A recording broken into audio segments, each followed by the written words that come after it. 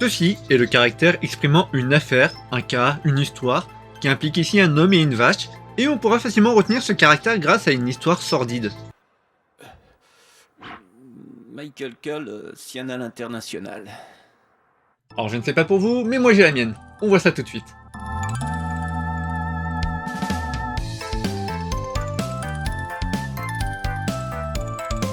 Aujourd'hui, quelques caractères liés à l'homme, histoire d'éléguer un petit peu les caractères du N4, et puis on va aussi revoir quelques vieux caractères, ça va faire une bonne révision, c'est bien. Et puis évidemment, une petite clé.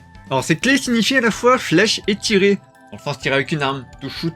Alors on va se concentrer sur le sens tiré pour éviter la confusion avec le caractère flèche tout simplement, et on va remercier le bon Dieu que l'autre caractère tiré que l'on a déjà vu ne soit pas utilisé en tant que clé. On y voit donc ici les deux branches de l'arc et le bout de la flèche prête à être tirée. Et qu'est-ce qu'on peut faire avec ça? Un caractère avec plein de sens. Alors un caractère avec plein de sens, mais on va se limiter à celui du changement, celui de l'époque et celui du prix. Et pour cela, je vous demanderai de penser au changement d'époque, lorsqu'un jour, l'homme, au lieu de devoir tirer sur des animaux pour se nourrir, n'avait plus qu'à aller en boutique et demander le prix. Ok, plus besoin de tirer sur des animaux, changement d'époque, juste demander le prix. C'est bon. Le caractère faire, servir, un caractère utilisé surtout pour exprimer la manière de faire. Et ici on a la manière de faire son travail par le samouraï. Il reste près de son maître, prêt à l'assister. A noter que donc c'est un caractère que l'on voit beaucoup dans la façon, mais également dans la contrefaçon. Le caractère résider, habiter, on voit que seul l'homme disposant du titre de seigneur peut choisir de résider où il veut, que ce soit dans un château en or massif, ou dans une simple cabane en bois. Il décide, c'est lui seigneur après tout. Vous pouvez aussi tout simplement penser que celui qui réside est aussi l'homme que l'on appelle le maître des lieux. Et encore un caractère avec plein de sens. On peut y voir ici le caractère pour parler d'un cas, d'une affaire, mais aussi un passage, un paragraphe dans un journal par exemple. Plus rarement, il peut être aussi considéré comme une chose, un objet. Un peu de la même manière que koto par exemple. Alors honnêtement, si vous voulez retenir ce caractère facilement, vous pouvez utiliser aussi qu'un seul mot pour tout ça. Vous pouvez utiliser article. Article comme un article dans un rayon de magasin par exemple, donc l'objet, ou un article dans un journal qui traite justement d'une affaire, ou qui est tout simplement un paragraphe dans un journal.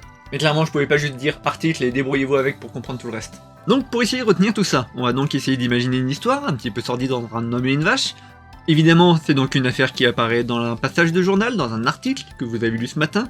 Et si on était encore dans les années 2000, la première chose que vous feriez, c'est envoyer l'article à tous vos camarades par mail. Vous mettriez comme sujet, comme objet du mail, il faut que tu vois ça.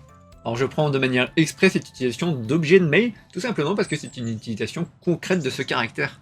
Le caractère croire, avoir confiance, quel que soit l'âge que vous ayez, et c'est sûr qu'à un moment vous avez eu un moment un peu difficile, un examen, peut-être une compétition, ou tout simplement un contrôle. Et bien généralement à ce moment-là, il y a toujours un homme à côté de vous qui vous répète ces paroles. Tu vas y arriver, je crois en toi, ne t'en fais pas, ça va bien se passer, pour vous donner un petit peu confiance. Les paroles de l'homme qui croit en vous, c'est moi.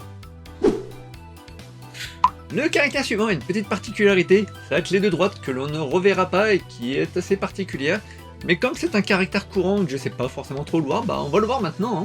Alors notez bien que la partie de droite correspond bien à un caractère que l'on retrouvera uniquement dans le mot Nagara, pendant que, mais concrètement il est pas vraiment utilisé donc je suis vraiment pas sûr que ce soit pertinent que vous le reteniez. Et comme j'ai dit ça, il y a de bonnes chances que ce soit la seule chose que vous reteniez de cette vidéo. Je vous propose du coup, à la place, de voir ce composant comme une sorte de scie, avec un homme s'en servant pour produire du bois et fabriquer des choses derrière. Le caractère fonctionnaire, voire officier, encore un. Et je vois ici un pictogramme d'un élève de Polytechnique, qui ont tous le potentiel pour devenir officier ou haut fonctionnaire. On retrouve donc le chapeau bicorne, le sabre sur le côté, et la bouche chantant notre hymne. Et bon, là voilà, c'était vraiment le statut d'officier de manière globale, mais qui se cache derrière? Qui est l'homme? Eh bien tout simplement c'est un homme qui doit apprendre à utiliser de nombreux outils s'il veut mener à bien sa mission, comme par exemple bien utiliser son sabre si l'homme en face de lui est menaçant, et là j'imagine bien le fonctionnaire de la mairie qui va utiliser son sabre juste pour pouvoir faire partir client. Ce serait une drôle de scène. Et pour finir, un caractère qui exprime la lignée, la descendance, ou un petit peu du coup le contraire du caractère qu'on a vu la semaine dernière qui exprimait la parenté. Bon, en réalité, il y a deux sens à retenir. Celui de système, et pour cela je vous propose de repenser au système qu'on avait mis en place à bout de bout de papier dans le caractère papier justement. Et il faut voir que dans de nombreuses années, sur cette ficelle qui représente donc notre descendance, on ne représentera au final plus qu'une seule petite goutte en haut de la ficelle. Et c'est un bon moyen de faire la distinction entre les deux caractères. La goutte est en haut de la ficelle qui pendouille. Et lorsque l'on parle de lignée, de descendance, on pense facilement à des rois, mais pourquoi pas autre chose comme des éboueurs de père en fils par exemple. Une descendance dont chaque homme aurait le devoir de servir la nation en étant en charge de la récupération des détritus. Alors si vous voulez rester un peu plus proche de la culture japonaise, vous pouvez aussi tout simplement penser à une lignée de samouraïs qui est en charge de la protection du seigneur. Et en parlant de devoirs, je suis dans le devoir de vous remercier, car je vous avais sollicité la semaine dernière pour votre participation dans les commentaires, et vous avez complètement joué le jeu, qui semble avoir relativement bien marché, donc voilà, merci.